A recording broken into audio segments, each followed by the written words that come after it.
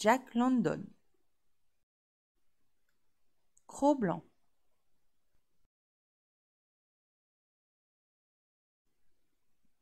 La piste de la viande.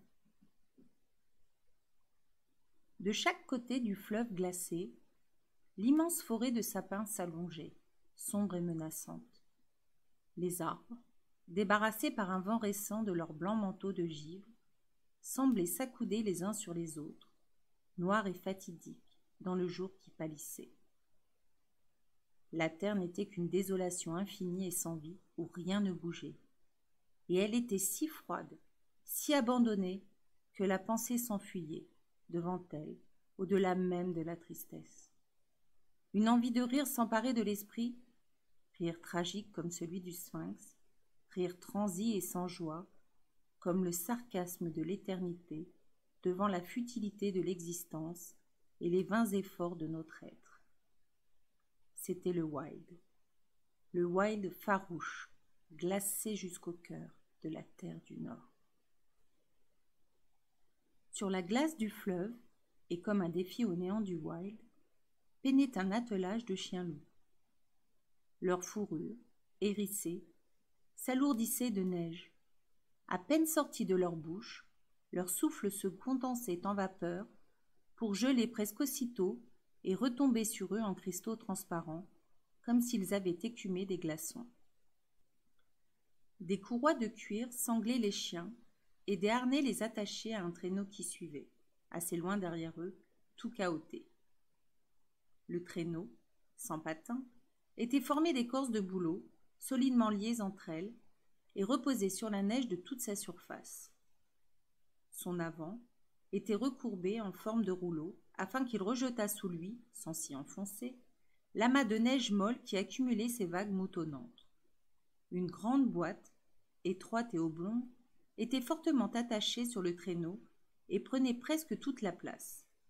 À côté d'elle se tassaient divers objets, des couvertures, une hache, une cafetière et une poêle à frire. Devant les chiens, peinait un homme sur de larges raquettes, et derrière le traîneau un autre homme. Dans la boîte, qui était sur le traîneau, en gisait un troisième dont le souci était fini. Celui-là, le wild l'avait abattu, et si bien qu'il ne connaîtrait jamais plus le mouvement ni la lutte. Le mouvement répugne au wild, et la vie lui est une offense. Il congèle l'eau pour l'empêcher de courir à la mer. Il glace la sève sous l'écorce puissante des arbres jusqu'à ce qu'ils en meurent. Et plus férocement encore, plus implacablement, il s'acharne sur l'homme pour le soumettre à lui et l'écraser. Car l'homme est le plus agité de tous les êtres, jamais en repos et jamais las, et le wild est le mouvement. Cependant, les deux hommes, qui n'étaient pas encore morts, trimaient en avant et en arrière du traîneau, indomptables et sans perdre courage. Ils étaient vêtus de fourrure et de cuir souple tanné. Leur haleine avait recouvert leurs paupières, leurs joues, leurs lèvres et toute leur figure de cristallisation glacée, en se gelant comme celle des chiens, si bien qu'il eût été impossible de les distinguer l'un de l'autre. On eût dit des croque-morts masqués, conduisant les funérailles de quelques fantômes en un monde surnaturel. Mais sous ce masque, il y avait des hommes qui avançaient malgré tout sur cette terre désolée, méprisant de sa railleuse ironie et dressés, quelque chétifs qu'ils fussent, contre la puissance d'un monde qui leur était aussi étranger, aussi hostile et impassible que l'abîme infini de l'espace. Ils avançaient, les muscles tendus, évitant tout effort inutile et ménageant jusqu'à leur souffle. Partout autour d'eux était le silence qui les écrasait de son poids lourd, comme pèse l'eau sur le corps du plongeur au fur et à mesure qu'il s'enfonce plus avant, aux profondeurs de l'océan. 1 heure passa, puis une 2e heure. La blême lumière du jour, lumière sans soleil, était près de s'éteindre quand un cri s'éleva soudain, faible et lointain, dans l'air tranquille. Ce cri se mit à grandir par saccades, jusqu'à ce qu'il eût atteint sa note culminante. Il persista alors durant quelque temps, puis il cessa. Sans la sauvagerie farouche dont il était empreint, on aurait pu le prendre pour l'appel d'une âme errante. C'était une clameur ardente et bestiale, une clameur affamée et qui requérait une proie. L'homme qui était devant tourna la tête jusqu'à ce que son regard se croisât avec celui de l'homme qui était derrière. Par-dessus la boîte oblongue que portait le traîneau, tous deux se firent ainsi. Un second cri perça le silence. Les deux hommes en situèrent le son. C'était en arrière d'eux, quelque part en la neigeuse étendue qu'ils venaient de traverser. Un troisième cri répondit aux deux autres. Il venait aussi de l'arrière et s'élevait vers la gauche du second cri.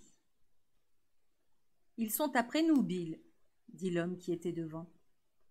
Sa voix résonnait rude et comme irréelle, et il semblait avoir fait un effort pour parler. « La viande est rare, repartit son camarade.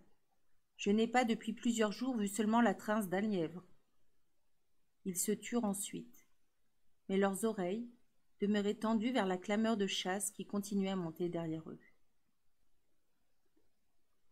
Lorsque la nuit fut tout à fait tombée, ils dételèrent les chiens et les parquèrent au bord du fleuve, dans un boqueteau de sapin. Puis, à quelque distance des bêtes, ils installèrent le campement. Près du feu, le cercueil servit à la fois de siège et de table.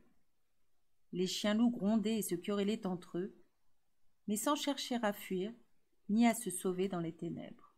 « Il me semble qu'il demeure singulièrement fidèle à notre compagnie, Henri, » observa Bill. Henri, penché sur le feu et occupé à faire fondre un peu de glace pour préparer le café, approuva d'un signe. S'étant ensuite assis sur le cercueil et ayant commencé à manger. « Ils savent, dit-il, que près de nous leurs peaux sont sauves, et ils préfèrent manger qu'être mangés. Ces chiens ne manquent pas d'esprit. » Bill secoua la tête. « Oh, je n'en sais rien. » Son camarade le regarda avec étonnement. « C'est la première fois, Bill, que je t'entends suspecter l'intelligence des chiens. »« As-tu remarqué, reprit l'autre, en mâchant des fèves avec énergie, comme ils se sont agités quand je leur ai apporté leur dîner ? Combien as-tu de chiens, Henri ? 6. Bien, Henri. » Bill s'arrêta un instant, comme pour donner plus de poids à ses paroles. « Nous disions que nous avions 6 chiens. J'ai pris 6 poissons dans le sac et j'en ai donné un à chaque chien. Eh bien, je me suis trouvé à court d'un poisson. Tu as mal compté. »« Nous possédons 6 chiens, poursuivit Bill avec calme. J'ai pris 6 poissons et n'a qu'une oreille n'en a pas eu. Alors je suis revenu au sac et j'ai pris un 7e poisson que je lui ai donné. »« Nous n'avons que 6 chiens, répliqua Henri. »« Je n'ai pas dit qu'il n'y avait là que des chiens, mais qu'ils étaient 7 convives à qui j'ai donné du poisson. » Henri s'arrêta de manger et, par-dessus le feu, compta de loin les bêtes. « En tout cas, observa-t-il, ils ne sont que 6 à présent. J'ai vu le 7e convive s'enfuir à travers la neige. » Henri regarda Bill d'un air de pitié, puis déclara. « Je serai fort satisfait quand ce voyage aura pris fin. » « Qu'entends-tu par là ? » ?»« J'entends que l'excès de nos peines influe durement sur tes nerfs et que tu commences à voir des choses. »« C'est ce que je me suis dit tout d'abord, » riposta Bill avec gravité. « Mais les traces laissées derrière lui par le 7e animal sont encore marquées sur la neige. Je te les montrerai si tu le désires. » Henri ne répondit point et se remit à manger en silence. Lorsque le repas fut terminé, il l'arrosa d'une tasse de café et, s'essuyant la bouche du revers de sa main. « Alors, Bill, tu crois que cela a été... » Jaillissant de l'obscurité à la fois lamentable et sauvage, un long cri d'appel l'interrompit. Il se tut pour écouter, et tendant la main dans la direction d'où le cri était issu. « C'est l'un d'eux qui est venu ?» Bill approuva de la tête. « Je donnerai gros pour pouvoir penser autrement. Tu as remarqué toi-même quel vacarme ont fait les chiens ? » Cris et cris après cris, se répondant de près, de loin, de tous côtés, semblaient avoir mué tout à coup le Wild en une maison de fous. Les chiens, effrayés, avaient rompu leurs attaches et étaient venus se tasser les uns contre les autres autour du foyer, si près que leurs poils en étaient roussis par la flamme. Bill jeta du bois dans le brasier, alluma sa pipe, et après en avoir tiré quelques bouffées, « Je songe, Henri, que celui qui est là-dedans, il indiquait la boîte sur laquelle ils étaient assis de son pouce, est diantrement plus heureux que toi et moi nous ne serons jamais.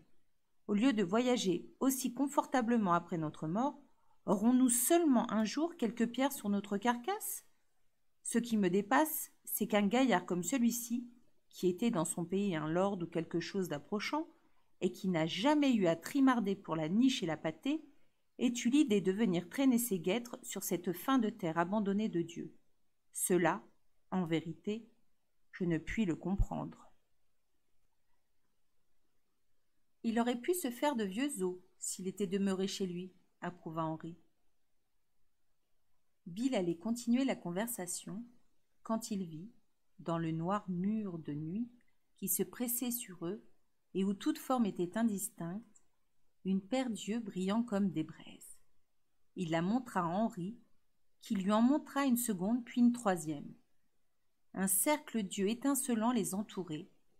Par moments, une de ces paires d'yeux se déplaçait ou disparaissait pour reparaître à nouveau l'instant d'après. La terreur des chiens ne faisait que croître. Ils bondissaient, affolés, autour du feu où venaient en rampant se tapir entre les jambes des deux hommes.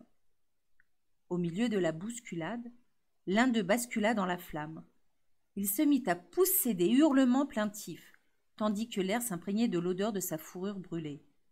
Ce remue-ménage fit se disperser le cercle de prunelles qui se reforma une fois l'incident terminé et les chiens calmés. « C'est, dit Bill, une fichue situation de se trouver à court de munitions. » Il avait achevé sa pipe et aidé son compagnon à étendre un lit de couverture et de fourrure sur des branches de sapin préalablement disposées sur la neige. Tout en commençant à délacer ses mocassins de peau de daim, Henri grogna. « Combien dis-tu, Bill, qu'il nous reste de cartouches ? » « 3. Et je voudrais qu'il y en eût 300. Je leur montrerai alors quelque chose à ces damnés. » Il secoua son poing avec colère vers les yeux luisants. Puis, ayant enlevé à son tour ses mocassins, il les déposa soigneusement devant le feu. « Je voudrais bien aussi que ce froid soit coupé net.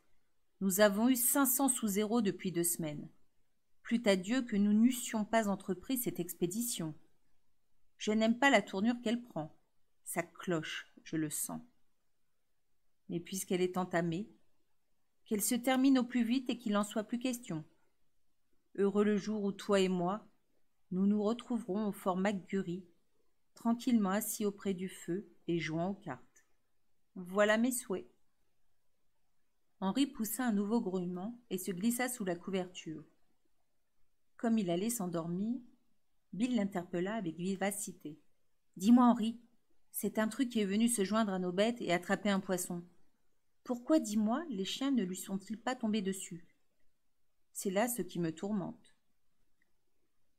Tu te fais, Bill, beaucoup de tracas, » répondit Henri d'une voix ensommeillée. « Tu n'étais pas ainsi autrefois. Tu dégères mal, je pense, mais assez péroré. Dors, sinon tu seras demain fort mal en point. Tu te mets sans raison la cervelle à l'envers. » Là-dessus, les deux compagnons s'assoupirent. Ils soufflaient lourdement, côte à côte, sous la même couverture. Le feu tomba peu à peu, et les yeux brillants resserrèrent le cercle qu'ils traçaient. Dès que 2 d'entre eux s'avançaient plus près, les chiens grondaient, apeurés et menaçants à la fois. À un moment, leur cri devint si fort que Bill s'éveilla. Il sortit des couvertures avec précaution, afin de ne pas troubler le sommeil de son camarade, et renouvela le bois du foyer. Dès que la flamme se fut élevée, le cercle d'yeux recula. Bill jeta un regard sur le groupe des chiens, puis, s'étant frotté les paupières, il se reprit à les regarder avec plus d'attention. Après quoi, s'étant coulé sous la couverture, « Henri! Oh, Henri !» Henri gémit, comme fait quelqu'un que l'on réveille.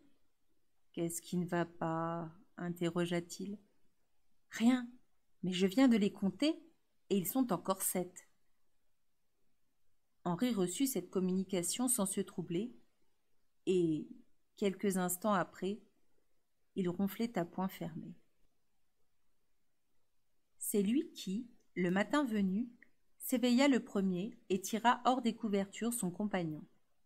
Il était 6 heures, mais le jour ne devait point naître avant que 3 heures se fussent écoulées. Dans l'obscurité, il se mit à préparer le déjeuner, tandis que Bill roulait les couvertures et disposait le traîneau pour le départ. « Dis-moi, Henri, demanda-t-il soudainement, combien de chiens prétends-tu que nous avons ? 6. Erreur, s'exclama Bill triomphant. 7 de nouveau ? Questionna Henri. Non, 5. Un est parti.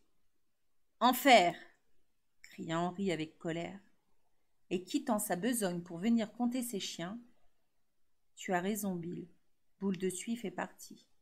Il s'est éclipsé avec la rapidité d'un éclair. La fumée nous aura caché sa fuite. Ce n'est pas de chance pour lui ni pour nous. Ils l'auront avalé vivant. Je parie qu'il hurlait comme un damné en descendant dans leur gosier. Malédiction sur eux. Ce fut toujours un chien fou, observa Bill. Si fou qu'il soit, comment un chien a-t-il été assez fou pour se suicider de la sorte ? Henri jeta un coup d'œil sur les survivants de l'attelage, supputant mentalement ce que l'on pouvait pénétrer de leur caractère et de leurs aptitudes. Pas un de ceux-ci, je le jure bien, ne consentirait à en faire autant. On frapperait dessus à coups de bâton qu'ils refuseraient de s'éloigner. J'ai toujours pensé, je le répète, dit Bill, que Boule de Suif avait la cervelle tant soit peu fêlée. Telle fut l'oraison funèbre d'un chien mort en cours de route, sur une piste de la terre du Nord. Combien d'autres chiens, combien d'hommes n'en ont pas même une semblable ?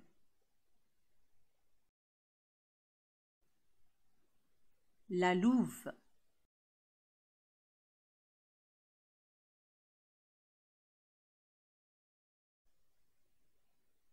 Le déjeuner terminé et le rudimentaire matériel du campement rechargé sur le traîneau, les 2 hommes tournèrent le dos au feu joyeux et poussèrent de l'avant dans les ténèbres qui n'étaient point encore dissipées.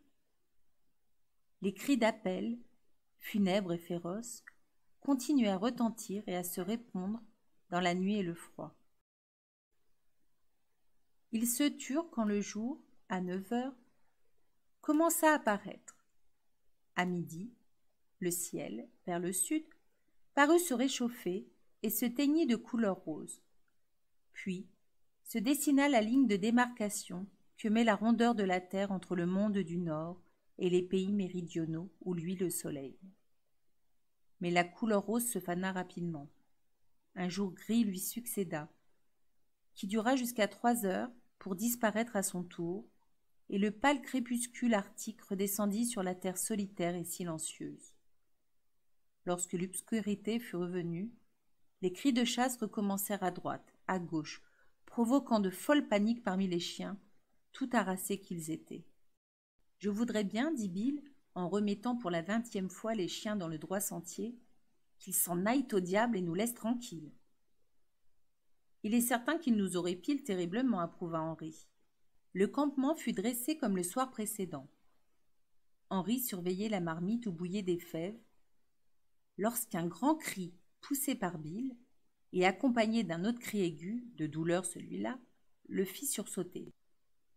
Il releva le nez juste à temps pour voir une forme vague qui courait sur la neige et disparaissait dans le noir. Puis, il aperçut Bill, qui était debout au milieu des chiens, mi-joyeux, mi-contrit, tenant d'une main un fort gourdin, de l'autre la queue et une partie du corps d'un saumon séché. « Je n'en ai sauvé que la moitié, dit Bill, mais le voleur en a reçu pour le reste. L'entends-tu hurler ?» « Et quelle forme avait-il, ce voleur ?» demanda Henri. « Je n'ai pu le bien voir, mais ce que je sais, c'est qu'il a 4 pattes, une gueule et une fourrure qui ressemble à celle d'un chien. Ce doit être, j'en jurerai, un loup apprivoisé. Diantrement apprivoisé, en ce cas, pour être venu ici au moment juste du dîner et emporter un morceau de poisson. » Assis sur la boîte oblongue, les deux hommes, après avoir mangé, avaient humé leurs pipes comme ils avaient l'habitude. Le cercle d'yeux flamboyants vint les entourer comme la veille, mais plus proche. Bill se reprit à gémir. « Dieu veuille qu'il tombe sur une bande d'élan ou sur quelque autre gibier, et qu'il décampe à sa suite. Ce serait pour nous un débarras. » Henri eut l'air de n'avoir pas entendu, mais, comme Bill faisait mine de recommencer ses plaintes, il se fâcha tout rouge. « Arrête tes coassements, Bill. Tu as des crampes d'estomac. Je te l'ai déjà dit, et c'est ce qui te fait divaguer. Avale une bonne cuillerée de bicarbonate de soude, cela te calmera, je t'assure, et tu redeviendras d'une plus plaisante compagnie. » Le matin suivant, d'énergiques blasphèmes, proférés par Bill, réveillèrent Henri. Celui-ci se souleva sur son coude et, à la lueur du feu qui resplendissait, vit son camarade entouré des chiens qui agitaient dramatiquement ses bras et se livraient aux plus affreuses grimaces. « Hello !» appela Henri. « Qu'y a-t-il de nouveau ?»« Grenouille a décampé !» répondit Bill. « Non, je te dis, oui !» Henri sauta hors des couvertures et alla vers les chiens. Il les compta avec soin, après quoi il se joignit à Bill pour maudire les pouvoirs malfaisants du Wild, qui lui avait ravi un autre chien. « Grenouille était le plus vigoureux de la troupe, » prononça Bill. « Et celui-là n'était pas un chien fou, » ajouta Henri. Telle fut en 2 jours la seconde oraison funèbre. Le déjeuner fut mélancolique, et les 4 chiens qui restaient furent attelés au traîneau. La journée ne différa pas de la précédente. Les 2 hommes peinaient sans parler. Le silence n'était interrompu que par les cris qui les poursuivaient et s'attachaient à leur marche. Même panique des chiens, mêmes écarts de leur part hors du sentier tracé, et même lassitude physique et morale des 2 hommes.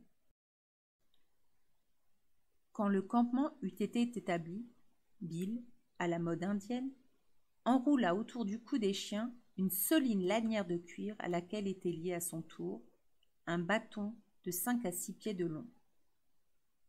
Le bâton, à son autre extrémité, était attaché par une seconde lanière à un pieu fiché en terre. De chaque côté, les joints étaient si serrés que les chiens ne pouvaient mordre le cuir ni le ronger.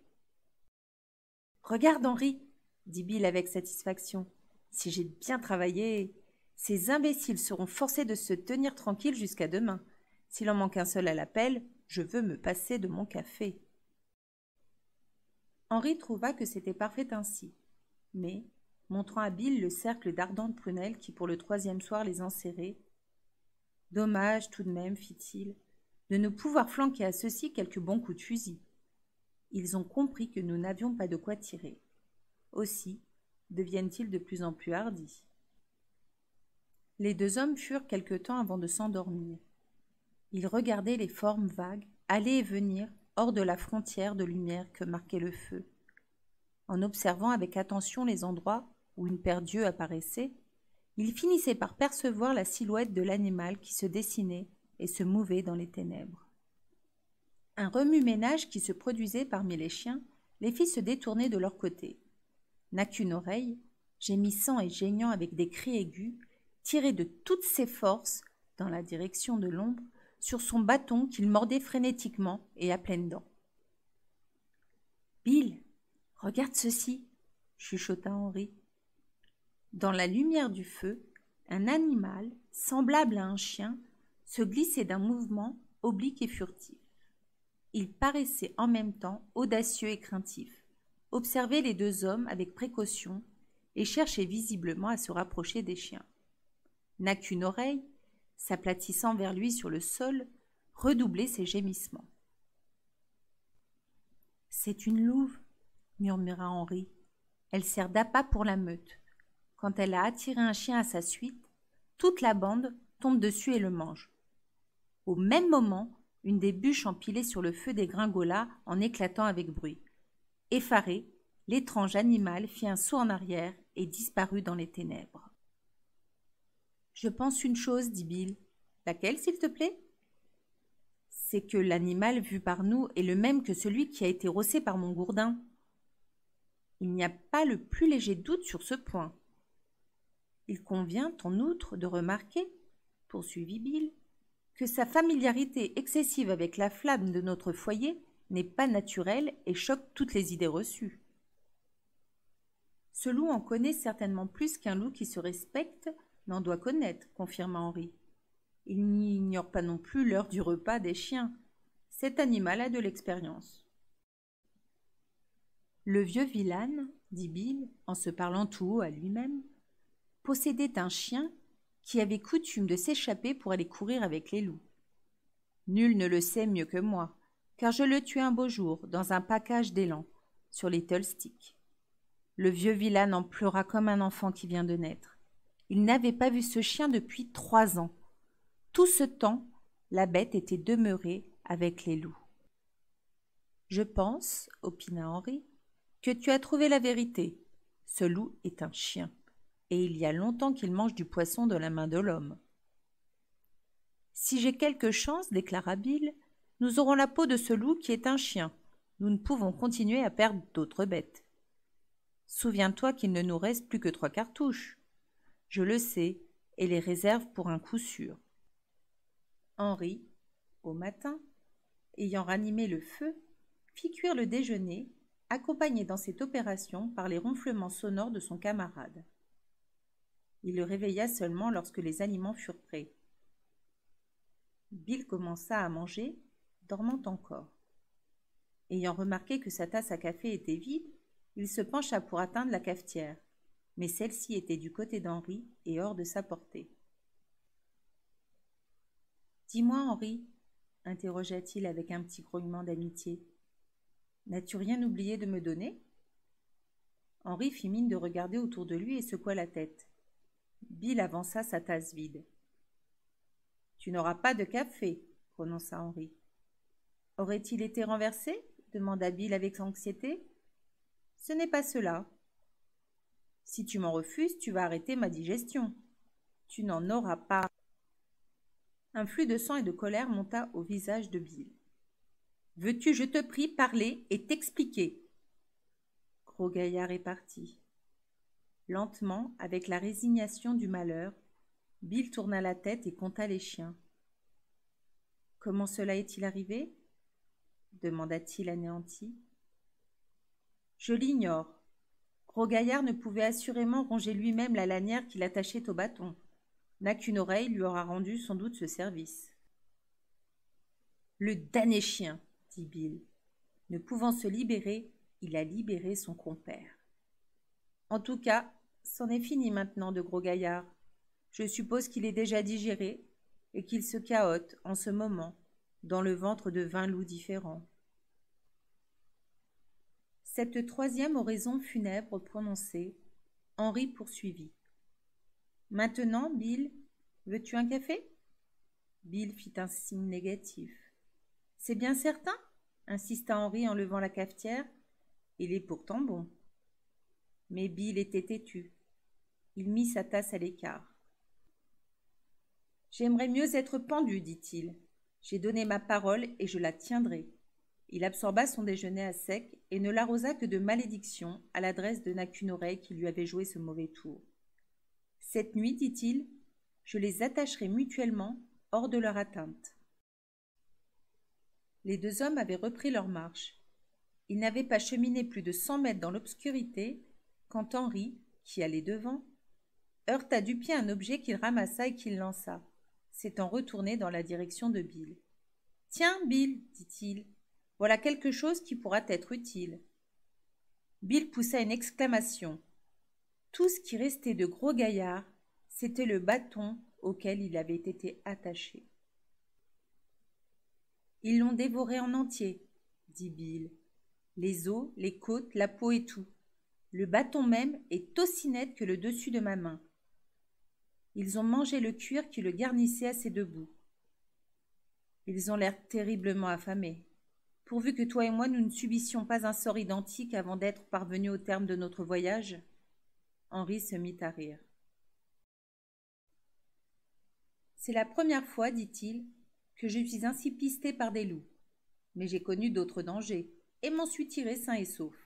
Prends ton courage à deux mains et ne crains rien. Ils ne nous auront pas, mon fils.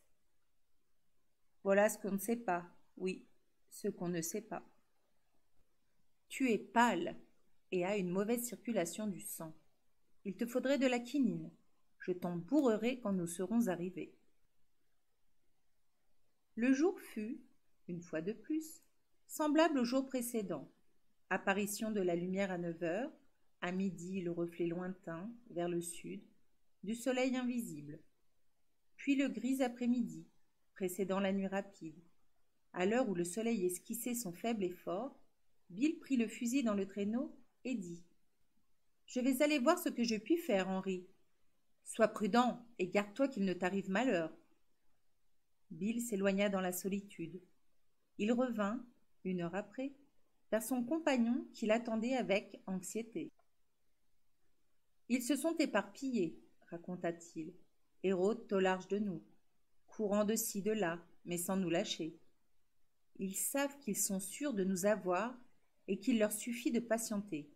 En attendant, ils tâchent de se mettre quelque chose sous la dent. »« Tu prétends, observa Henri, qu'ils sont sûrs de nous avoir ?» Bill fit semblant de ne pas avoir entendu et continua. « J'en ai aperçu quelques-uns. Ils sont maigres à faire peur. Ils n'ont pas mangé un morceau depuis des semaines, en dehors bien entendu de nos 3 chiens. Il y en a parmi eux qui n'iront pas loin. Leurs flancs sont pareils à des planches à laver et leurs estomacs remontés collent presque à l'épine dorsale. Ils en sont, je puis te le dire, à la dernière phase de la désespérance. Ils sont à demi enragés et attendent. » Quelques minutes s'étaient à peine écoulées quand Henri, qui avait pris la place d'arrière et poussé le traîneau afin d'aider les chiens, jeta un sifflement étouffé vers Bill en guise d'appel. Une forme velue s'avançait derrière eux, en pleine vue et sur la même piste qu'ils venaient de parcourir, le nez collé contre le sol. La bête trottinait sans effort apparent, semblant glisser plutôt que courir. Les 2 hommes s'étant arrêtés, elle s'arrêta ainsi qu'eux et, ayant levé la tête, elle les regarda fixement, dilatant son nez frémissant, en reniflant leur odeur comme pour se faire une opinion d'eux. « C'est la louve !» dit Bill. Les chiens s'étaient couchés sur la neige et Bill vint, derrière le traîneau, rejoindre son camarade. Ensemble, ils examinèrent l'étrange animal qui les suivait depuis plusieurs jours et qui leur avait déjà soufflé la moitié de leur attelage.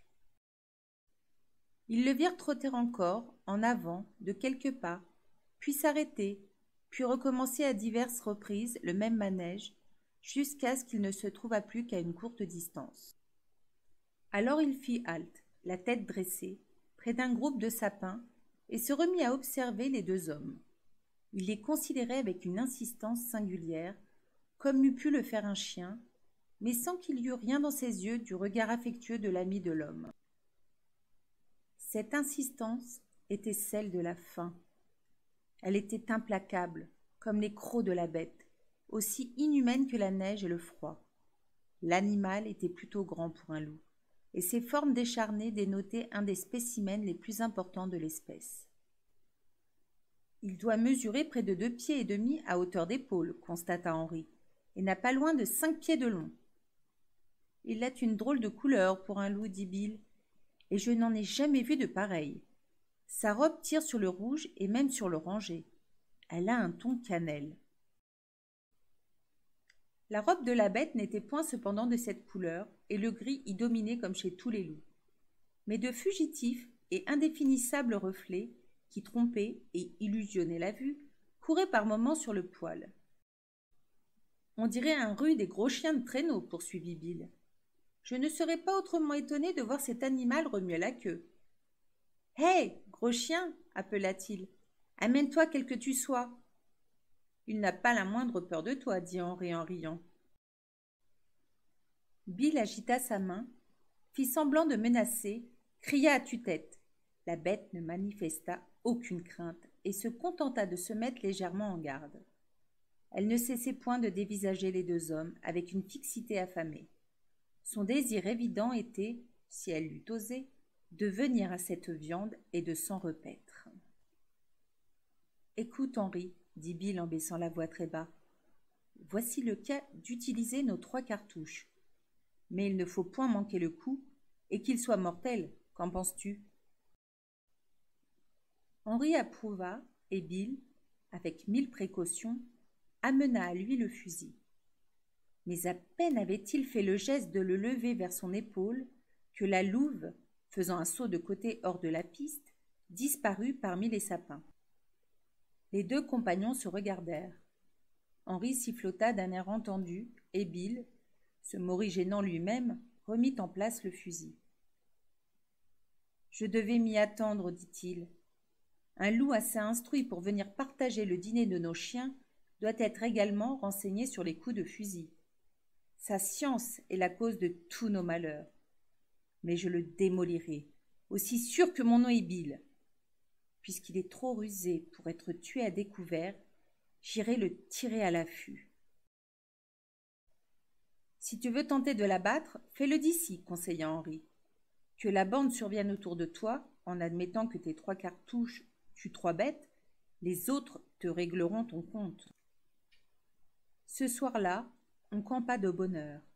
Les 3 chiens survivants avaient remorqué moins vite le traîneau et avaient été las plus tôt. Les 2 hommes ne dormirent que d'un œil. Le cercle d'ennemis s'était resserré encore.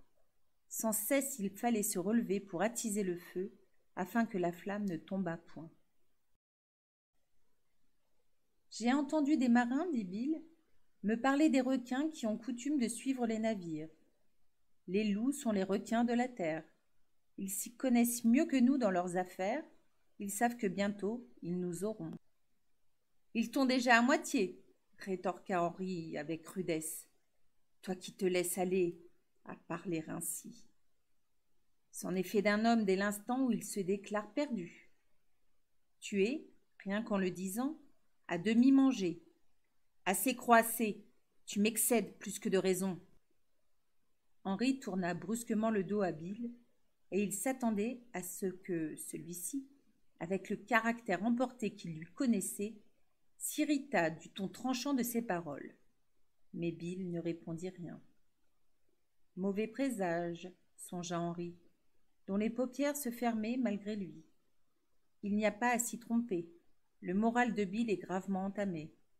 J'aurai fort à faire demain matin pour retaper ce garçon.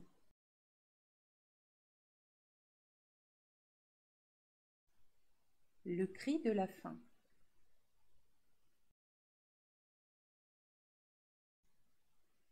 La journée débuta sous de meilleurs auspices. Les 2 hommes n'avaient pas perdu de chien durant la nuit, et c'est l'esprit plus léger qu'ils se remirent en chemin dans le silence, le noir et le froid. Bill semblait avoir oublié ses sinistres pressentiments, et quand, à midi, les chiens renversèrent le traîneau à un mauvais passage, c'est en plaisantant qu'il accueillit l'accident. C'était pourtant un effrayant pêle-mêle. Le traîneau, sans dessus-dessous, demeurait entre le tronc d'un arbre et un énorme roc. Il fallut d'abord déharnacher les chiens afin de les dégager et de démêler leurs traits. Ceci fait, et tandis que les 2 hommes s'occupaient à remettre sur pied le traîneau, Henri aperçut Naquinoreille qui était en train de se défiler en rampant. « Ici, toi, Naquinoreille !» cria-t-il en se retournant vers le chien. Mais au lieu de lui obéir, le chien fit un bond en avant et se sauva, en courant de toutes ses forces, ses harnais traînant derrière lui.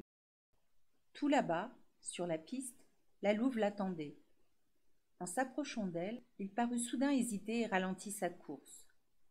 Il la regardait fixement, avec crainte et désir à la fois.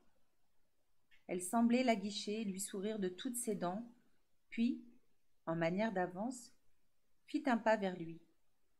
Naquinoreille se rapprocha, mais en se tenant encore sur ses gardes, la tête dressée, les oreilles et la queue droite. Quand il l'eut jointe, il essaya de frotter son nez contre le sien, mais elle se détourna avec froideur, et fit un pas en arrière. Elle répéta plusieurs fois sa manœuvre, comme pour l'entraîner loin de ses compagnons humains. À un moment, on eût dit qu'une vague conscience du sort qui l'attendait flottait dans sa cervelle de chien.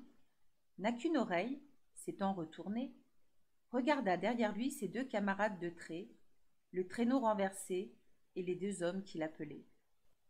Mais la louve, lui ayant tendu son nez pour qu'il s'y frottât, il en oublia aussitôt toute autre idée et se reprit à la suivre au bout de quelques minutes, dans un prudent et nouveau recul qu'elle effectua.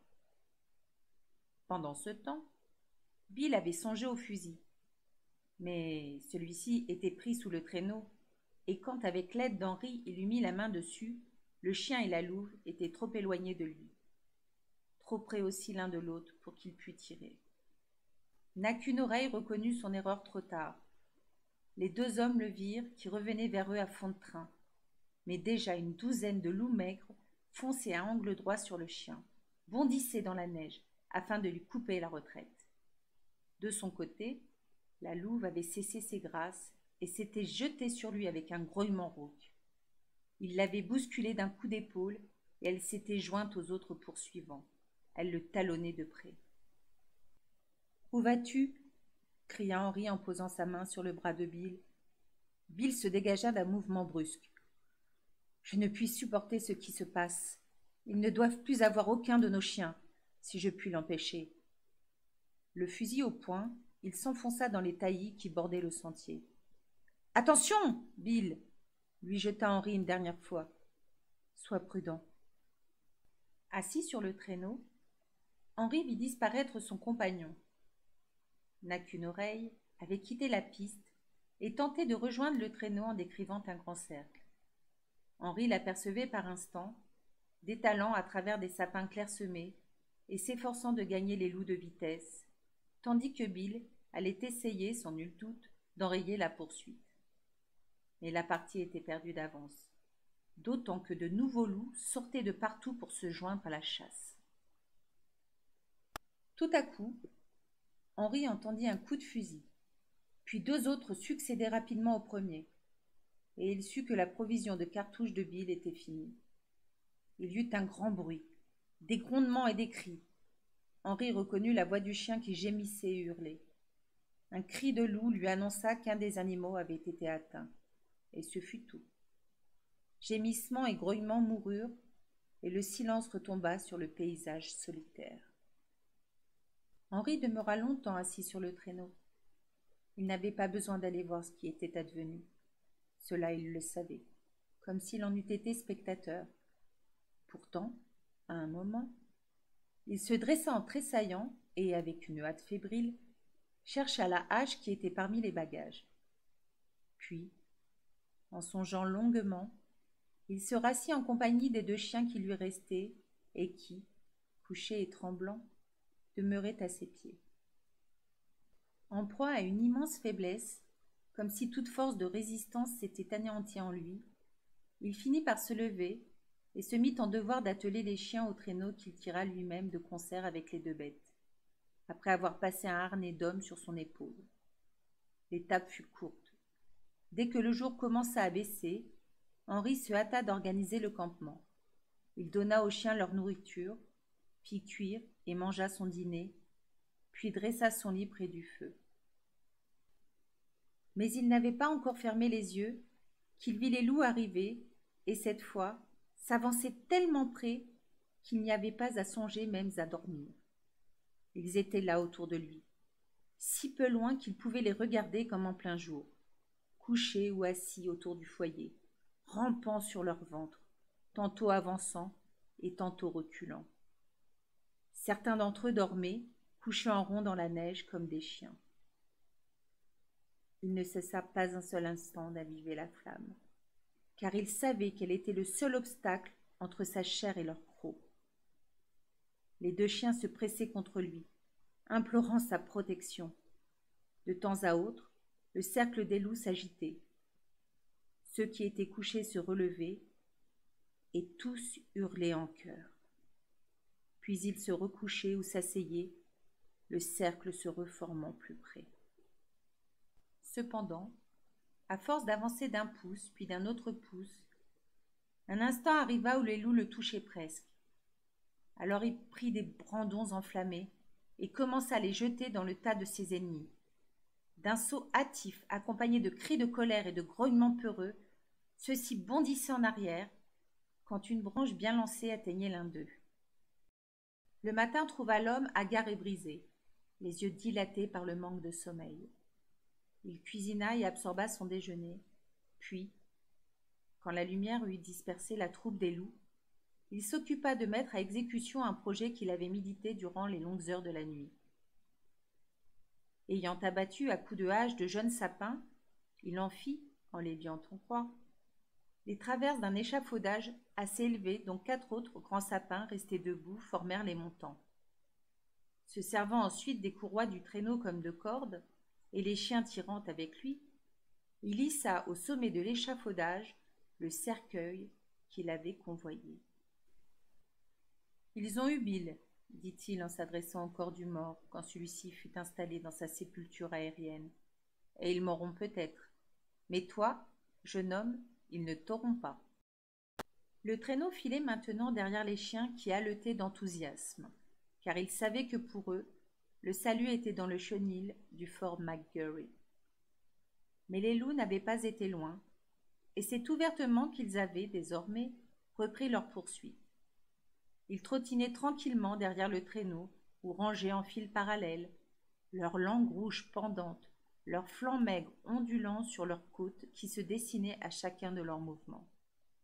Henri ne pouvait s'empêcher d'admirer qu'ils fussent encore capables de se tenir sur leurs pattes sans s'effondrer sur la neige. À midi, vers le sud, ce ne fut pas seulement un reflet du soleil qui apparut, mais l'astre lui-même. Pâle et doré, sa partie supérieure émergea de l'horizon. Henri vit là un heureux présage. Le soleil était revenu et les jours allaient grandir. Mais sa joie fut de courte durée. Presque aussitôt, la lumière se remit à baisser et il s'occupa, sans plus tarder, de s'organiser pour la nuit. Les quelques heures de clarté grisâtre et de terne crépuscule qu'il avait encore devant lui furent utilisées à couper, pour le foyer, une quantité de bois considérable. Avec la nuit, la terreur revint à son comble. Le besoin de sommeil, pire que la peur des loups, tenaillait Henri.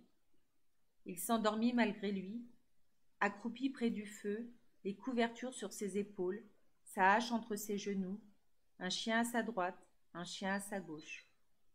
Dans cet état de demi-veille où il se trouvait, il apercevait la troupe entière qui le contemplait comme un repas retardé mais certain. Il lui semblait voir une bande d'enfants réunis autour d'une table servie, attendant qu'on leur permît de commencer à manger. Puis, comme machinalement, ses yeux retombaient sur lui-même et il examinait son corps avec une attention bizarre qui ne lui était pas habituelle. Il tâtait ses muscles et les faisait jouer, s'intéressant prodigieusement à leur mécanisme. À la lueur du foyer, il ouvrait, étendait ou refermait les phalanges de ses doigts, émerveillé de l'obéissance et de la souplesse de sa main, qui, avec rudesse ou douceur, trépidait à sa volonté jusqu'au bout des ongles. Et, comme fasciné, il se prenait d'un incommensurable amour pour ce corps admirable auquel il n'avait jamais prêté attention jusque-là. D'une tendresse infinie pour cette chair vivante, destinée bientôt à repaître des brutes, à être mise en lambeaux. Qu'était-il désormais? Un simple mets pour des crocs affamés, une subsistance pour d'autres estomacs, l'égal des élans et des lièvres dont il avait tant de fois lui-même fait son dîner. À quelques pieds devant lui, la louve aux reflets rouges était assise dans la neige et le regardait pensive. Leurs regards se croisèrent. Il comprit sans peine qu'elle se délectait de lui par anticipation. Sa gueule s'ouvrait avec gourmandise, découvrant les crocs blancs jusqu'à leurs racines. La salive lui découlait des lèvres, et elle se pourléchait de la langue. Un spasme d'épouvante secoua Henri. Il fit un geste brusque, se saisit d'un brandon et le lança à la louve. mais celle-ci s'esclipsa non moins rapidement. Alors, il se remit à contempler sa main avec adoration, à examiner l'un après l'autre tous ses doigts, et comme il s'adaptait avec perfection aux rugosités de la branche qu'il brandissait. Puis, comme son petit doigt courait le risque de se brûler, il le replia délicatement un peu en arrière de la flamme. La nuit s'écoula cependant sans accident, et le matin parut. Pour la première fois, la lumière du jour ne dispersa pas les loups. Vainement l'homme attendit leur départ. Ils demeurèrent en cercle autour de lui et de son feu, avec une insolence qui brisa son courage, revenu avec la clarté naissante. Il tenta cependant un effort surhumain pour se remettre en route. Mais à peine avait-il replacé son traîneau sur le sentier et s'était-il écarté de quelques pas de la protection du feu, qu'un loup plus hardi que les autres s'élança vers lui. La bête avait mal calculé son élan. Son saut fut trop court. Ses dents en claquant se refermèrent sur le vide, tandis qu'Henri, pour se préserver, faisait un bond de côté. Puis, reculant vers le feu, il fit pleuvoir une mitraille de brandons sur les autres loups, qui, excités par l'exemple, s'étaient dressés et s'apprêtaient déjà à se jeter sur lui. Il demeura assiégé toute la journée. Comme son bois menaçait de s'épuiser, il étendit progressivement le foyer vers un énorme sapin mort qui s'élevait à peu de distance et qu'il atteignit de la sorte. Il abattit l'arbre et passa le reste du jour à préparer branches et fagots. La nuit revint, aussi angoissante que la précédente, avec cette aggravation que le besoin de dormir devenait, pour l'homme, de plus en plus insurmontable. Henri, dans sa somnolence, vit la louve s'approcher de lui à ce point qu'il n'eut qu'à saisir un brandon allumé pour le lui planter d'un geste mécanique en plein dans la gueule. En un brusque ressaut, la louve hurla de douleur. Il sentit l'odeur de la chair brûlée et regarda la bête secouer sa tête avec fureur. Puis, de crainte de s'abandonner trop profondément au sommeil, Henri attacha à sa main droite un tison de sapin afin que la brûlure de la flamme le réveillât lorsque la branche serait consumée. Il recommença plusieurs fois l'opération. Chaque fois que la flamme en l'atteignant le faisait sursauter, il en profitait pour recharger le feu et envoyer au loup une pluie de brandons incandescents, qui les tenait momentanément en respect. Un moment vint pourtant où la branche, mal liée, se détacha de sa main sans qu'il s'en aperçût, et s'étant endormi, il rêva. Il lui sembla qu'il se trouvait dans le fort McGurry. L'endroit était chaud, confortable, et il jouait avec l'agent de la factorerie. Le fort était assiégé par les loups qui hurlaient à la grille d'entrée. Lui et son partenaire s'arrêtaient de jouer par instant, pour écouter les loups et rire de leurs efforts inutiles. Mais un craquement se produisit soudain. La porte avait cédé et les loups envahissaient la maison, fonçant droit sur lui et sur l'agent, en redoublant de hurlements, tellement qu'il en avait la tête comme brisée. À ce moment, il s'éveilla, et la réalité fit suite au rêve. Les loups hurlants étaient sur lui. Déjà l'un d'eux avait refermé ses crocs sur son bras. D'un mouvement instinctif, Henri sauta dans le feu et le loup lâcha prise, non sans laisser dans la chair une large déchirure. Alors commença une bataille de flammes. Ses épaisses moufles protégeant ses mains, Henri ramassait les charbons ardents à pleine poignée et les jetait en l'air dans toutes les directions. Le campement n'était qu'un volcan en éruption. Henri sentait son visage se tuméfier, ses sourcils et ses cils grillés, et la chaleur qu'il éprouvait aux pieds devenait intolérable. Un brandon dans chaque main, il se risqua à faire quelques pas en avant. Les loups avaient reculé. Il leur lança ses 2 brandons, trépigna dans la neige pour se refroidir les pieds, puis en frotta ses moufles carbonisées. Il ne restait plus trace des 2 chiens. Ils avaient continué à alimenter le repas inauguré par les loups il y avait plusieurs jours avec Boule de Suif. Vraisemblablement, ils subiraient sous peu le même sort. « Vous ne m'avez pas encore !» cria-t-il d'une voix sauvage aux bêtes affamées, qui lui répondirent par une agitation générale et des grognements répétés.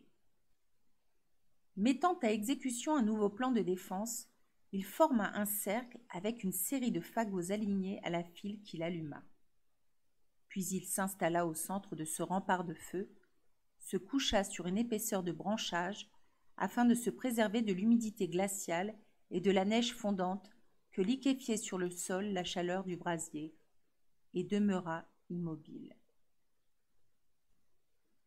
Ne le voyant plus, les loups vinrent s'assurer, à travers le rideau de flammes, que leur proie était toujours là. Rassurés, ils reprirent leur attente patiente, se chauffant au feu bienfaisant, en s'étirant les membres et en clignotant béatement des yeux. La louve s'assit sur son derrière, pointa le nez vers une étoile et commença un long hurlement. Un à un, les autres loups l'imitèrent et la troupe entière, sur son derrière, le nez vers le ciel, hurla à la fin. L'aube vint, puis le jour. La flamme brûlait plus bas. La provision de bois était épuisée et il allait falloir la renouveler. Henri tenta de franchir le cercle ardent qui le protégeait, mais les loups surgirent aussitôt devant lui. Pour les écarter, il leur lança quelques brandons qu'ils se contentèrent d'éviter sans en être autrement effrayés. Il dut renoncer au combat. Vacillant, l'homme s'assit sur son espèce de matelas et ses couvertures. Il laissa tomber sa poitrine sur ses genoux, comme si son corps eût été cassé en deux. Sa tête pendait vers le sol. C'était l'abandon de la lutte. De temps à autre, il relevait légèrement la tête pour observer l'extinction progressive du feu. Le cercle de flammes et de braises se sectionnait par segments qui diminuaient d'étendue et entre lesquels s'élargissaient des brèches. « Je crois, murmura-t-il, que bientôt vous pourrez venir et m'avoir. Qu'importe à présent, je vais dormir. » Une fois encore, il entr'ouvrit les yeux, et ce fut pour voir la louve qui le regardait par une des brèches. Combien de temps dormit-il? Il n'aurait su le dire. Mais, lorsqu'il s'éveilla, il lui parut qu'un changement mystérieux s'était produit autour de lui. Un changement à ce point étrange et inattendu que son réveil en fut brusqué sur le champ. Il ne comprit point d'abord ce qui s'était passé. Puis, il découvrit ceci. Les loups étaient partis. Seul, le piétinement pressé de leurs pattes imprimées sur la neige lui rappelait le nombre et l'acharnement de ses ennemis. Mais, le sommeil redevenant le plus fort, il laissa retomber sa tête sur ses genoux. Mêlés au bruit de traîneaux qui s'avançaient, à des craquements de harnais, à des halètements époumonés de chiens de trait, ce furent cette fois des cris d'hommes qui le réveillèrent. 4 traîneaux quittant le lit glacé de la rivière venaient en effet vers lui à travers les sapins. Une demi-douzaine d'hommes l'entouraient quelques instants après. Accroupi au milieu de son cercle de feu, qui se mourait, il les regarda comme hébété et balbutia, les mâchoires encore empâtées. « La louve rouge !» Venue près des chiens au moment de leur repas. D'abord elle mangea les chiens, puis elle mangea Bill. « Où est Lord Alfred ?» beugla un des hommes à son oreille en le secouant rudement. Il remua lentement la tête. Non, lui, elle ne l'a pas mangé. Il pourrit sur un arbre au dernier campement. « Mort ?» cria l'homme.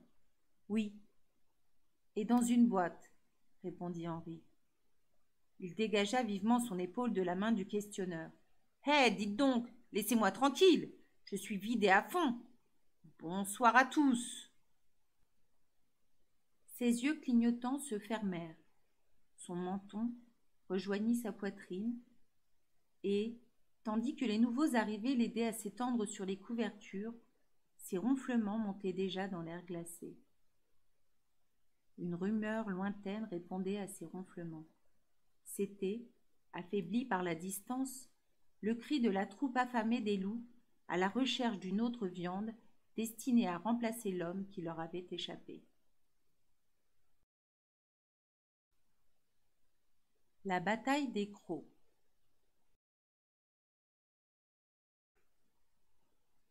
C'était la louve qui, la première, avait entendu le son des voix humaines et les aboiements haletants des chiens attelés au traîneau. La première, elle avait fui loin de l'homme recroquevillé dans son cercle de flammes à demi éteinte.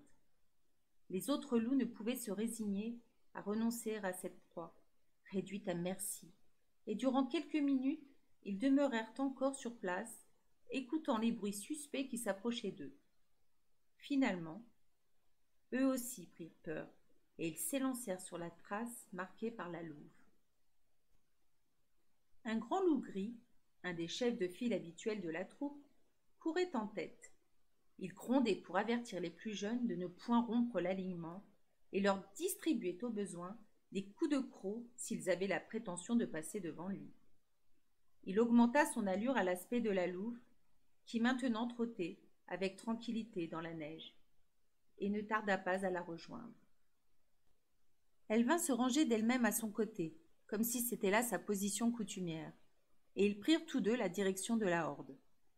Le grand loup gris ne grondait pas, et ne montrait pas les dents quand, d'un bond, elle s'amusait à prendre sur lui quelque avance. Il semblait au contraire lui témoigner une vive bienveillance, une bienveillance tellement vive qu'il tendait sans cesse à se rapprocher plus près d'elle. Et c'était elle alors qui grondait et montrait ses crocs. Elle allait, à l'occasion, jusqu'à le mordre durement à l'épaule, ce qu'il acceptait sans colère.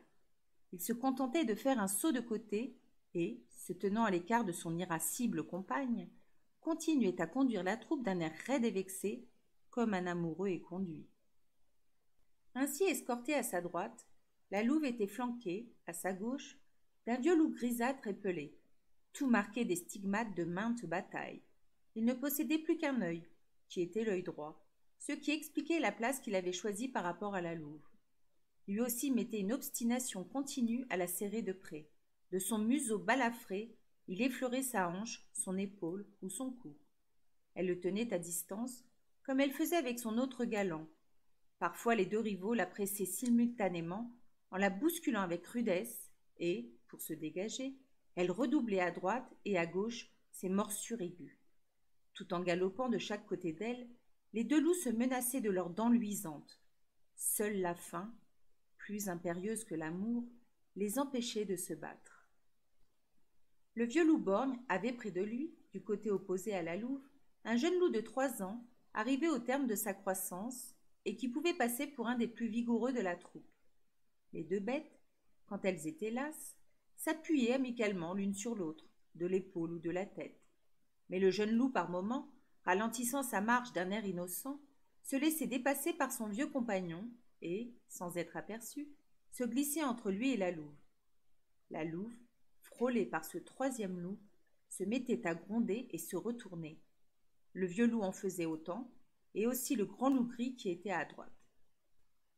Devant cette triple rangée de dents redoutables, le jeune loup s'arrêtait brusquement et s'asseyait sur son derrière, droit sur ses pattes de devant, grinçant des crocs lui aussi, en hérissant le poil de son dos. Une confusion générale en résultait parmi les autres loups, ceux qui fermaient la marche pressant ceux du front, qui finalement s'en prenaient au jeune loup et lui administraient des coups de croc à foison. Il supportait ce traitement sans broncher et, avec la foi sans limite qui est l'apanage de la jeunesse, il répétait de temps à autre sa manœuvre, quoiqu'elle ne lui rapportât rien de bon. Les loups couvrirent dans cette journée un grand nombre de miles, sans briser, dans ces incidents, leur formation serrée. À l'arrière, boitaient les plus faibles, les très jeunes comme les très vieux. Les plus robustes marchaient en tête. Tous, tant qu'ils étaient, ressemblaient à une armée de squelettes, mais leurs muscles d'acier paraissaient une source inépuisable d'énergie. Mouvements et contractions se succédaient sans répit, sans fin que l'on pût prévoir et sans effort apparent ni fatigue. La nuit et le jour qui suivirent, ils continuèrent leur course. Ils couraient à travers la vaste solitude de ce monde désert où ils vivaient seuls, cherchant une autre vie à dévorer pour perpétuer la leur. Ils traversèrent des plaines basses et franchirent une douzaine de petites rivières glacées avant de trouver ce qu'ils quêtaient. Ils tombèrent enfin sur des élans. Ce fut un gros mâle qu'ils rencontrèrent d'abord. Voilà, à la bonne heure, de la viande et de la vie qui ne défendaient point des feux mystérieux et des flammes volant en l'air. Larges sabots et andouillés palmés, ils connaissaient cela. Jetant au vent toute patience et leur prudence coutumière, ils engagèrent aussitôt le combat. Celui-ci fut bref et féroce. Le grand élan fut assailli de tous côtés. Vainement, les roulant dans la neige, il assénait au loup des coups adroits de ses sabots ou les frappait de ses vastes cornes en s'efforçant de leur fendre le crâne ou de leur ouvrir le ventre. La lutte était pour lui sans issue. Il tomba sur le sol, la louve pendue à sa gorge, et sous une nuée de crocs accrochés partout où son corps pouvait livrer prise, il fut dévoré vif, tout en combattant et avant d'avoir achevé sa dernière riposte. Il y eut, pour les loups, de la nourriture en abondance. L'élan pesait plus de 800 livres, ce qui donnait 20 pleines livres de viande pour chacune des 40 gueules de la troupe. Mais si l'estomac des loups était susceptible de jeûnes prodigieux, non moins prodigieuse était sa faculté d'absorption. Quelques os éparpillés furent en peu de temps tout ce qui restait du splendide animal qui avait fait face si vaillamment à la horde de ses ennemis. Le repos vint ensuite, et le sommeil. Puis les jeunes mâles commencèrent à se quereller entre eux. La famine était terminée. Les loups étaient arrivés à la terre promise. Ils continuèrent pendant quelques jours encore à chasser de compagnie la petite bande d'élans qu'ils avaient dépistée. Mais ils y mettaient maintenant quelques précautions, s'attaquant de préférence aux femelles, plus lourdes dans leurs mouvements, ou aux jeunes mâles. Finalement, la troupe des loups se partagea en deux parties qui s'éloignèrent chacune dans des directions différentes. La louve, le grand loup gris, le vieux loup borgne et le jeune loup de 3 ans conduisirent une des deux troupes dans la direction de l'est, vers le fleuve Mackenzie et la région des lacs. La petite cohorte s'éclaircissait chaque jour. Les loups partaient deux par deux, mâles et femelles ensemble. Parfois un mâle, sans femelle avec qui cheminer, était chassé à coups de dents par les autres mâles. Il ne resta plus, au bout du compte, que la louve et son trio d'amoureux. Tous trois portaient les marques sanglantes de ces morsures, et elles demeuraient toujours inexorables à chacun d'eux. Mais il continuait à ne pas se défendre contre ces crocs. Il se contentait, pour apaiser son courroux, de se détourner en remuant la queue et en dansant de petits pas devant elle. Aussi doux il se montra envers elle, aussi féroce était-il l'un vis-à-vis de l'autre. Le loup de 3 ans sentait croître son audace. Saisissant dans sa gueule à l'improviste l'oreille du vieux loup, du côté où celui-ci était borgne, il la déchira profondément et la découpa en minces lanières. Le vieux loup, s'il était moins vigoureux et moins alerte que son jeune rival, lui était supérieur en science et en sagesse. Son œil perdu et son nez balafré témoignaient de son expérience de la vie et de la bataille. Nul doute qu'il ne connût en temps utile ce qu'il avait à faire. Lorsque l'heure en fut venue, magnifique en effet et tragique à souhait fut la bataille. Le vieux loup borgne et le grand loup gris se réunirent pour attaquer ensemble le loup de 3 ans et le détruire. Ils l'entreprirent sans pitié, chacun de son côté. Oubliez les jours de chasse commune, les jeux partagés jadis et la famine subie côte à côte. C'était chose du passé. La chose présente, implacable et cruelle par-dessus toute, était l'amour. La louve, objet du litige, assise sur son train de derrière, regardait, spectatrice paisible. Paisible et contente, car son jour à elle était venu.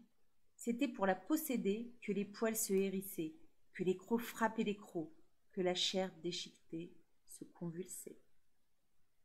Le loup de 3 ans, c'était sa première affaire d'amour, perdit la vie dans l'aventure. Les deux vainqueurs, quand il fut mort, regardèrent la louve qui, sans bouger, souriait dans la neige. Mais le vieux loup borgne était le plus roué des deux survivants. Il avait beaucoup appris. Le grand loup gris, détournant la tête, était occupé justement à lécher une blessure qui saignait à son épaule. Son cou se courbait pour cette opération, et la courbe en était tournée vers le vieux loup. De son œil unique, celui-ci saisit l'opportunité du moment. S'étant baissé pour prendre son élan, il sauta sur la gorge qui s'offrait à ses crocs et referma sur elle sa mâchoire. La déchirure fut large et profonde, et les dents crevèrent au passage la grosse artère. Le grand loup gris eut un grondement terrible et s'élança sur son ennemi qui s'était rapidement reculé. Mais déjà la vie fuyait hors de lui. Son grondement s'étouffait et n'était plus qu'une toux épaisse. Ruisselant de sang et toussant, il combattit encore quelques instants. Puis ses pattes chancelèrent, ses yeux s'assombrirent à la lumière et ses sursauts devinrent de plus en plus courts. La louve, pendant ce temps, toujours assise sur son derrière, continuait à sourire. Elle était heureuse. Car ceci n'était rien d'autre que la bataille des sexes, la lutte naturelle pour l'amour, la tragédie du wild qui n'était tragique que pour ceux qui mouraient. Elle était, pour les survivants, aboutissement et réalisation. Lorsque le grand loup gris ne bougea plus, le vieux borgne un œil, ainsi l'appellerons-nous désormais, alla vers la louve. Il y avait dans son allure de la fierté de sa victoire et de la prudence. Il était prêt à une rebuffade, si elle venait, et ce lui fut une agréable surprise de voir que les dents de la louve ne grinçaient pas vers lui avec colère. Pour la première fois, son accueil fut gracieux. Elle frotta son nez contre le sien et condescendit même à sauter, gambader et jouer en sa compagnie, avec des manières enfantines. Et lui, tout vieux et tout sage qu'il était, comme elle, fit l'enfant et se livra à maintes folies pires que les siennes. Il n'était plus question déjà des rivaux vaincus, ni du conte d'amour écrit en rouge sur la neige. Une fois seulement, le vieux loup dut s'arrêter pour lécher le sang qui coulait de ses blessures non fermées. Ses lèvres se convulsèrent en un vague grondement, et le poil de son cou eut un hérissement involontaire. Il se baissa vers la neige encore rougie, comme s'il allait prendre son élan, et en mordit la surface dans un spasme brusque de ses mâchoires. Au bout d'un moment, il ne pensa plus à rien de rechef et courut vers la louve qui se sauva, en le conviant à sa suite au plaisir de la chasse à travers bois. Comme de bons amis qui ont fini par se comprendre, ils coururent dès lors toujours côte à côte, chassant, tuant et mangeant en commun. Ainsi passaient les jours, quand la louve commença à se montrer inquiète. Avec obstination, elle semblait chercher une chose qu'elle ne trouvait pas. Les couverts que forment, en dessous d'eux, les amas d'arbres tombés, étaient pour elle pleins d'attrait. Pénétrant dans les larges crevasses qui s'ouvrent dans la neige à l'abri des rocs surplombants, elle y reniflait longuement. Un œil paraissait complètement détaché de ses recherches, mais il n'en suivait pas moins, avec bonne humeur et fidélité, tous les pas de la louve. Lorsque celle-ci s'attardait un peu trop dans ses investigations, ou si le passage était trop étroit pour deux, il se couchait sur le sol et attendait placidement son retour. Sans se fixer de préférence en aucun lieu, ils pérégrinèrent à travers diverses contrées. Puis, revenant vers le Mackenzie, ils suivirent le fleuve, s'en écartant seulement pour remonter à la piste de quelques gibiers, un de ses petits affluents. Ils tombaient parfois sur d'autres loups qui, comme eux, marchaient ordinairement par couple. Mais il n'y avait plus, de part et d'autre, de signes mutuels d'amitié, de plaisir à se retrouver, ni de désir de se reformer en troupe. Quelquefois, ils rencontraient des loups solitaires.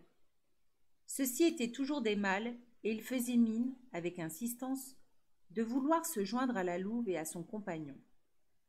Mais tous deux, épaule contre épaule, le crin hérissé et les dents mauvaises, accueillaient de telle sorte ses avances que le prétendant, intempestif, tournait bientôt le dos et s'en allait reprendre sa course isolée. Il courait dans les forêts paisibles par une belle nuit de claire lune, quand un œil s'arrêta soudain. Il dressa son museau, agita la queue, leva une patte à la manière d'un chien en arrêt, et ses narines se dilatèrent pour humer l'air. Les effluves qui lui parvinrent ne semblèrent pas le satisfaire, et il se mit à respirer l'air de plus belle, tâchant de comprendre l'impalpable message que lui apportait le vent. Un reniflement léger avait suffi à renseigner la louve, et elle trotta de l'avant afin de rassurer son compagnon. Il la suivit, mal tranquillisé, et à tout moment il ne pouvait s'empêcher de s'arrêter pour interroger du nez l'atmosphère. Ils arrivèrent à une vaste clairière ouverte parmi la forêt. Rampant avec prudence, la louve s'avança jusqu'au bord de l'espace libre. Le vieux loup la rejoignit. Après quelque hésitation, tous ses sens s'en allèrent, chaque poil de son corps s'irradiant de défiance et de suspicion. Tous deux demeurèrent un instant côte à côte, veillant et reniflant.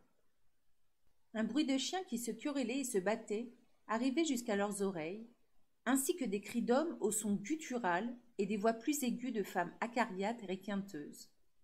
Ils perçurent aussi le cri strident et plaintif d'un enfant. Sauf les masses énormes que formaient les pots des tentes, ils ne pouvaient guère distinguer que la flamme d'un feu, devant laquelle des corps allaient et venaient, et la fumée qui montait doucement du feu dans l'air tranquille. Mais les 1000 relents d'un camp d'Indiens venaient maintenant aux narines des deux bêtes, et ces relents comptaient des tas de choses que le vieux loup ne pouvait pas comprendre, mais qui étaient beaucoup moins inconnues de la louve. Elle était étrangement agitée et reniflait avec un délice croissant.